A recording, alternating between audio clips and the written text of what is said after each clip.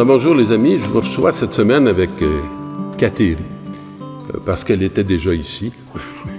Et on a pensé de l'inviter à nous aider à éclairer la parole qui nous est proposée. Et la première parole qui nous est proposée est tirée du livre d'Isaïe. Parole du Seigneur adressée à Shemna, le gouverneur, « Je vais te chasser de ton poste, t'expulser de ta place, et ce jour-là, j'appellerai mon serviteur Eliakim, fils de Hilkias. » On sent que le Seigneur n'est pas tout à fait satisfait de la gouvernance que Shemna, le gouverneur, est en train d'exercer. Et il va établir un successeur. Et c'est à lui qui va transmettre les pouvoirs. Vous savez, l'histoire de Kateri se fait au temps d'une gouvernance qui était très différente de nos types de gouvernance aujourd'hui. Pas nécessairement qu'ils étaient pires, mais ni qu'ils étaient meilleurs, mais c'était une autre façon de gérer, on va dire, le territoire. Et Kateri, c'est quand même exceptionnel, parce que sa foi, elle va la recevoir de sa mère. Et sa mère va l'avoir reçue des premières évangélisations des Jésuites. Et donc, on assiste au début je dirais, de la colonisation française. Moi, je suis la 13e génération de mon ancêtre, ici, au pays. Alors, je vais revêtir de ta tunique, je le ceindrai de ton écharpe et je lui remettrai tes pouvoirs. Alors, on sent qu'il y a une transmission là, qui est en train de se faire dans ce texte-là. Il sera un père pour les habitants de Jérusalem et pour la maison de Juda. Et la caractéristique qu'on donne pour cette transmission, c'est que le gouverneur va être comme un père. Il ne sera pas là pour lui, il va être là pour le bien de ses enfants, de ceux qui habitent Alors, s'il ouvre, personne ne fermera. Et s'il ferme, personne n'ouvrira. C'est l'ouverture, hein, ou la fermeture. Et je le rendrai stable comme un piquet qu'on enfonce dans un sol ferme. Et j'aime bien cette image parce que ça va bien avec le type d'habitation qu'avaient les Autochtones. Hein. Ils étaient chutantes. Il sera comme un trône de gloire pour la maison de son Père. Et je trouve que ça nous éclaire sur tout le sens de nos gouvernances. Et moi, je dois vous dire que j'ai une peine. Je trouve que notre colonisation, elle a eu des belles réussites dont on ne parle pas assez. Mais il y a eu un échec. Et si pour moi quelque chose a été échoué, c'est notre rapport avec nos frères autochtones. Et je me suis longtemps demandé, mais comment se fait-il qu'on soit si distant? Alors, ma main a été un peu forcée à faire quelques petites recherches il n'y a pas si longtemps, quand tout à coup est sorti du chapeau tout ce drame des pensionnats dont on s'est mis à nous parler. Et sans faire une grande étude, je retiendrai un seul fait parce que je ne veux pas me prononcer brièvement sur une question qui est fort complexe. Alors, il y a un point qui m'a permis d'aller relire l'histoire, puis de ne pas prendre comme tout fait celle que les médias actuellement voulaient vendre et qui ne sont pas, selon moi, tout à fait conformes au réel. Alors, si je reviens à quelle profondeur dans la richesse, la sagesse et la science de Dieu. Alors, il y a une profondeur qui est là, qui souvent ne passe pas dans la conscience des peuples ou du monde. Ses décisions sont insondables, ses chemins sont impénétrables. Difficile à comprendre comment il se fait qu'on s'est retrouvé dans cette dynamique, dans cette réalité. Qui a connu la pensée du Seigneur? Qui la cherche d'ailleurs? Et qui a été son conseiller? Alors, ce que je retiens, c'est qu'il y a un grand rapport qui est sorti de cette triste histoire, qui est vérité et réconciliation. Et c'est sûr que moi, ces deux mots-là, ils sont pleins de sens pour moi. Faire la vérité. Est-ce qu'on prend le temps de faire la vérité? Est-ce qu'on est allé voir dans cette histoire qu'est-ce qui est vrai? Et la vérité, elle a souvent pas un seul visage, elle a plusieurs visages. Elle n'est pas divisée, mais elle a plusieurs visages.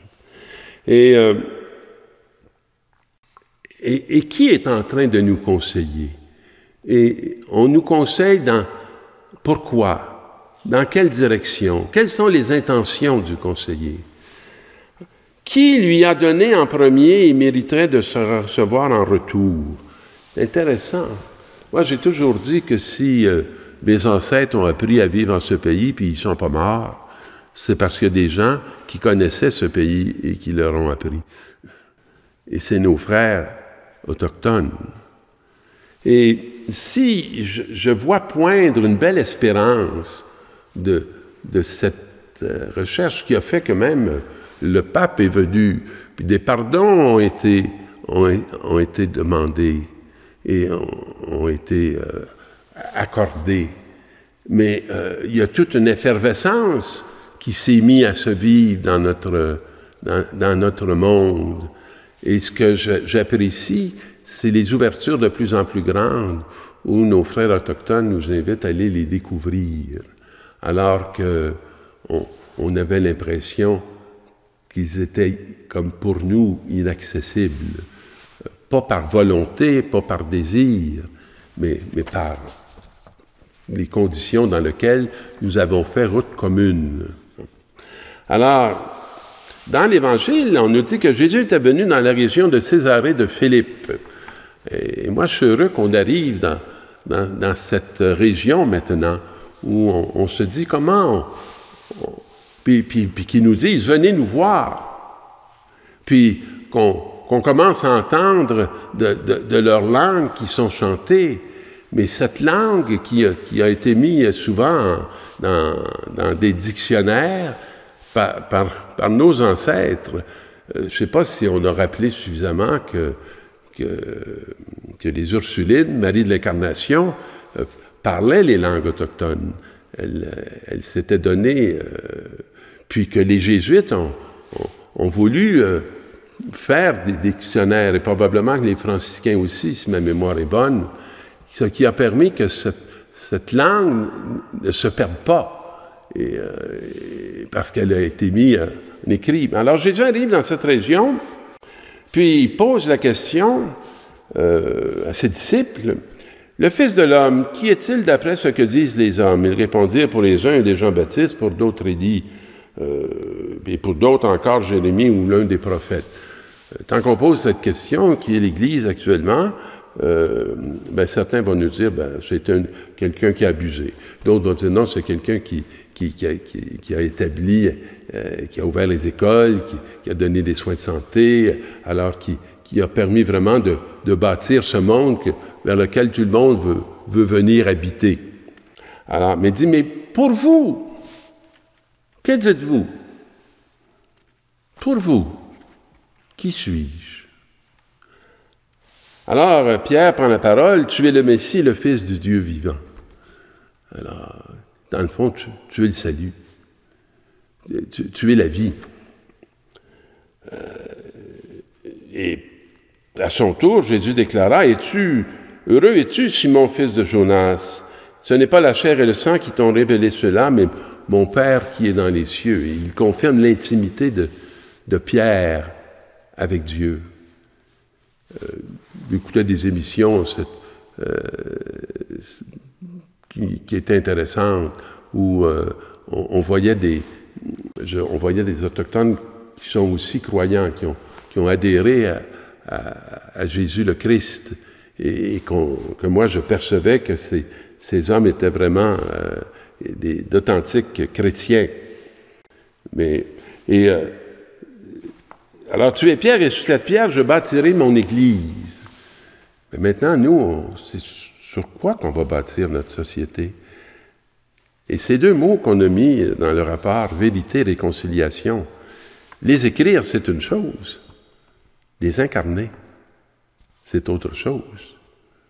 Alors, tu es Pierre, et sur cette pierre, je bâtirai mon Église. Allons-nous bâtir la suite de notre histoire sur la vérité et sur la réconciliation? Moi, je vais le faire sûrement au nom de Jésus-Christ, et peut-être parmi mes frères autochtones, et peut-être parmi mes frères anglophones, ils vont le faire au nom de Jésus-Christ ou au nom d'une spiritualité qui est une richesse aussi de leur histoire. Mais ce que nous dit la parole, la puissance de la mort ne l'emportera pas sur elle. Alors, avec Kateri, qui est déjà un témoin de la foi depuis le début de notre histoire commune, et qui a appuyé sa vie sur Jésus-Christ, et avec bien d'autres frères et sœurs qui sont différents, mais qui appartiennent à l'histoire de cette terre d'Amérique. Alors, est-ce qu'on va recevoir les clés qui vont ouvrir ou qui vont fermer des réalités qui ont peut-être besoin d'être arrêtées parce qu'elles ne sont pas vraies, et qui vont ouvrir des chemins qui sont authentiques et qui sont porteurs d'une espérance, qu'on devienne un même peuple uni, et que les chrétiens soient vraiment le corps du Christ au milieu de ce peuple. Alors, et tout ce que tu auras délié sur la terre sera délié dans les cieux. Et il ordonna aux disciples de ne dire à personne qu'il était le Messie et de ne pas se prendre pour le Sauveur, parce que le Sauveur, c'est jamais nos politiques, c'est jamais nous. Le Sauveur, c'est un souffle qui a ses marques dans les grandes traditions. Et je pense que Jean-Paul II l'avait déjà fait, mais que notre ami François est venu au milieu de nous et il a essayé de nous révéler ce mystère qui a encore besoin d'être déployé. Alors je nous souhaite cette communion.